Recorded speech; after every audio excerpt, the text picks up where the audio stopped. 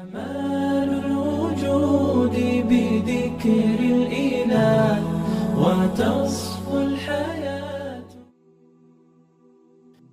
بهترین شخص کیست؟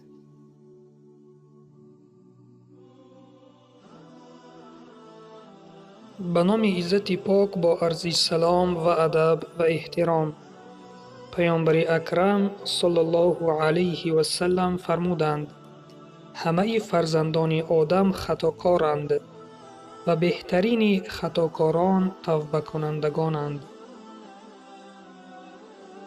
روایت ابن ماجه و ترمذی. در دنیا هیچ نفری نیست که از خطا و گناه پاک باشد.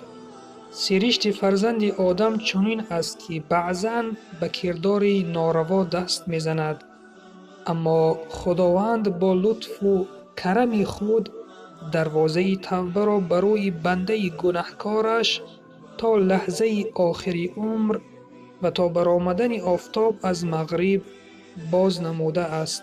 این امکانیت بزرگ برای انسان خطاکار است تا در فرصت زندگی به عملهای زشت خود صدقاً پشیمان شده دروازه توبه را با کلید قلب بگشاید. بله برادر و خواهر عزیزم، الان که فرصت داریم از گناههای کرده خود توبه بکنیم و یکی از بهترین شخصان بگردیم، چون توبه نصوح ما را به مانند طفل نوزاد پاک و منزه می‌گرداند. چون طفلی که نو تولد می شود هیچ گناهی ندارد، اینچنین توبه نصوح و توبه صدقاً انسان را چنین پاک می‌گرداند.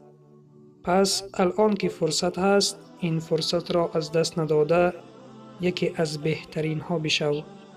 و سلام بر آن شخصانی که راه هدایت را پیشه گرفتند.